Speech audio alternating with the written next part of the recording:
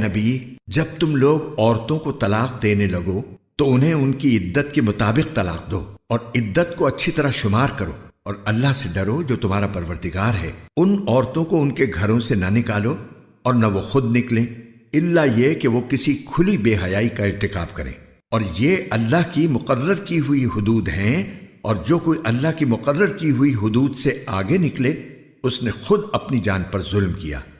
تم نہیں جانتے شاید اللہ اس کے بعد کوئی نئی بات پیدا کر دے۔ پھر جب وہ عورتیں اپنی عدت کی میعاد کو پہنچنے لگیں تو تم یا تو انہیں بھلے طریقے پر اپنے نکاح میں روک رکھو، یا پھر بھلے طریقے سے ان کو الگ کر دو، اور اپنے میں سے 2 ایسے آدمیوں کو گواہ بنا لو جو عدل والے ہوں، اور اللہ کی خاطر سیدھی سیدھی گواہی دو۔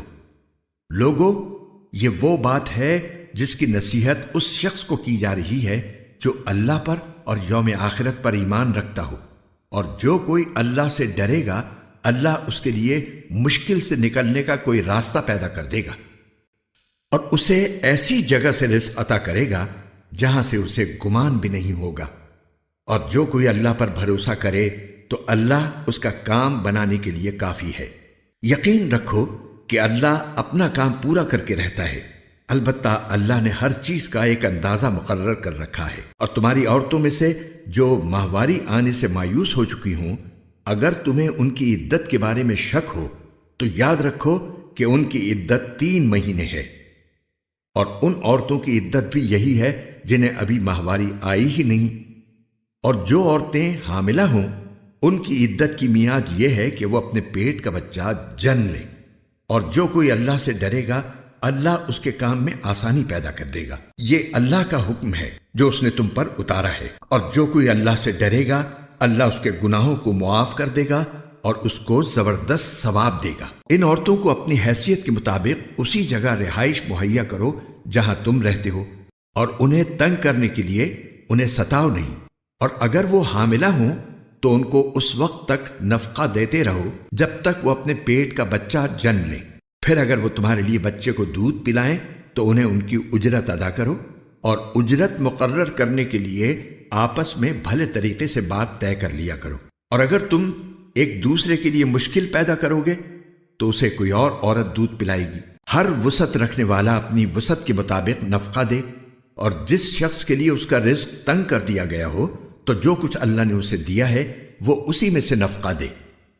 اللہ نے کسی کو جتنا دیا ہے اس پر اس سے زیادہ کا بوجھ نہیں ڈالتا۔ کوئی مشکل ہو تو اللہ اس کے بعد کوئی آسانی بھی پیدا کر دے گا۔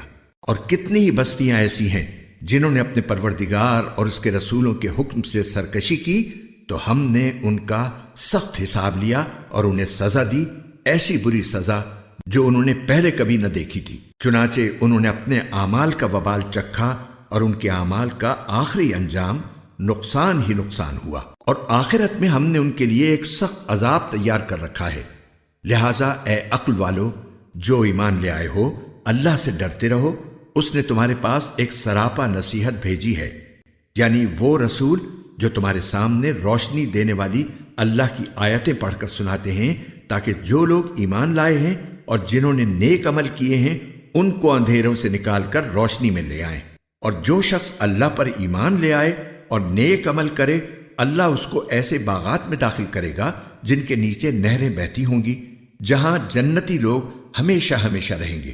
اللہ نے ایسے شخص کے لیے بہترین رزق طے کر دیا ہے۔ اللہ وہ ہے جس نے 7 آسمان پیدا کیے اور زمین بھی انہی کی طرح۔ اللہ کا حکم ان کے درمیان اترتا رہتا ہے تاکہ تمہیں معلوم ہو جائے کہ اللہ ہر چیز پر پوری قدرت رکھتا ہے، اور یہ کہ اللہ کے علم میں ہر چیز کا احاطہ کیا ہوا ہے۔